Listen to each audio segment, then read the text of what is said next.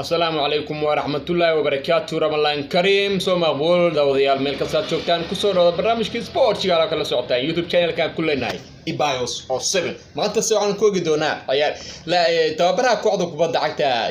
Tottenham Jose Mourinho muxuu ka yiri laacibka adduunka yaase u doortay Ronaldo mise Messi hay barnaamijkaad ku daawan doontaa fadlan iska badan channelka imika daawo soo kala tiya waxaan koogi doonaa ciyaariyahan McTominay ku sugtay inuu ka tago kooxda kubadda cagta Manchester United qaabama soo kale United oo wali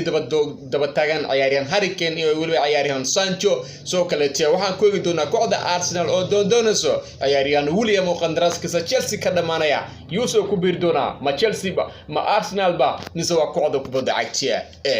Liverpool barnaamijkeed ku daawan doontaa fadlan iska bedelin iminka channelka naga daawanaysid oo Ibayos Osebe odayaal dad ku cusub tahay channelkeena fadlan subscribe garee soo kale ku dhufo gambaleelka soo dasho video kasta aan soo dhigno tababaraha kooxda kubadda cagta Tottenham Jose Mourinho ayaa sheegay in uu maanta hadii la dhihi lahaa kala dooro laacibka adduunka balse uu soo dooran lahaa laacibka hore kooxda kubadda cagta Real Madrid Barcelona iyo xulka qaranka Brazil Ronaldo Luis Nazario kaasoo ku tilmaamay inuu yahay laacibka buuca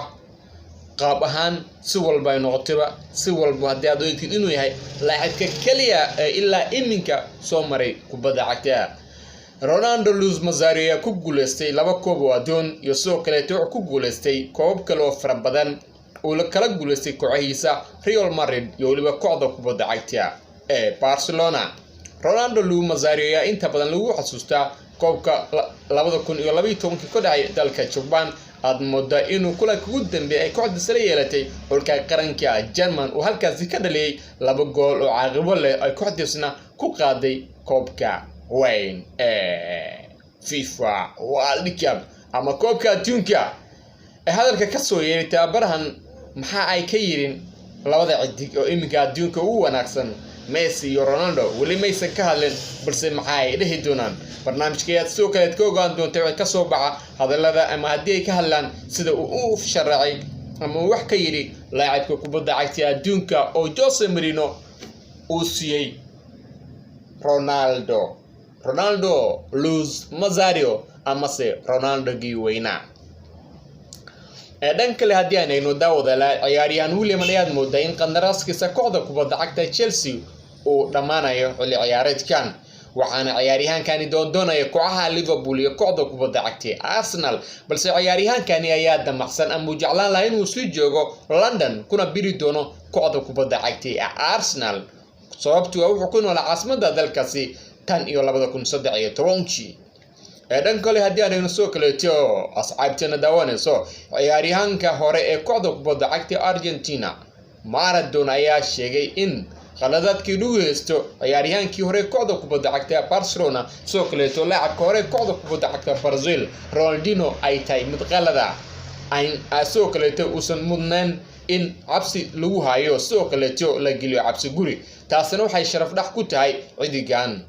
runtii aad ayaan ugu muruday waxaan u rajaynayaa ciyaaryahankani nolol wanaagsan wax kasto bilaaw dhamada ay leeyeen marka waxaan ku rajaynayaa saaxiibo farxad nolol iyo bashbash iyo baraqo Maradona oo la hadlaya wargeyska Daily Sport ka soo baxa dalka Talyaaniga Maradona waa cidiga ama laacib kamid ah laacibinta soo martay kubadda cagta adduunka soo kale ciyaaryahan McTominay ayaa ku sugtay inuu ka tago kooxda kubadda cagta ee Manchester United qaabama isagoo la filayo inuu ku biiro kooxda kubadda cagta Tottenham Hotspur balse wuu diiday wana ka dhagaaday wuxuuna yiri maya meel aan u soconay malaha booskayga ayaan u dagamalaya waxaan sii joogayaa uu yiri kooxda kubadda cagta ee United si kasta ay noqoto hadii aan rakeedka galo balse waxa waajib u yiri inaan u dagaalamo booskayga isla United ayaan ku jinaa waxa wali ku raad joogta saacitaanka cidigaha da'da yar ee u dhashay dalka Ingiriiska una ciyaara kooxda kubadda cagta ee Borussia Dortmund soo kale ciyaaryahanka kabtanka oo kooxda kubadda cagta Tottenham oo maamulo tababare Jose Mourinho the special one United ayaa moodaa inay bangi u jibin doonto labadan ciyaaryahan balse sababaha jira ayaad mooday United ilaa iminka aysan diyaar u noqonin sababtoo ah Tottenham waxay ku doonaysaa Harry Kane 200 milyan halka Dortmund ay doonayso 100 milyan taasna waxa la yiri waa lacag aad iyo aad u badan sababtoo ah iminka xilliga lagu jiro waa xilliga adduunka la dagaalamay cudurka weyn ee halista ku adduunka COVID-19 ama coronavirus taasna macquul maahan in ciyaaryahanada lacag intaan oo dhan lagu kala gato lacagahaas waxa u baahan yiri dalal qaar sida Ingiriiska ayaa u baahan inuu kaalmo helo soo kaleeto u baahan lacagaas marka lacagtaaneeto macquul maahan waa in kooxaha dib ugu laabtaan kana fikiraan qaabka ay ku doonayaan inay ciyaartooyda ku kala gataan McTominay wow waa laacib wuxuu yiri waxaan ku dhaartaa uu yiri kooxdayda kubadda cagta Manchester United asxaabta sportiga maanta waa nagaynta way baas oo idile fadlan like share and subscribe guys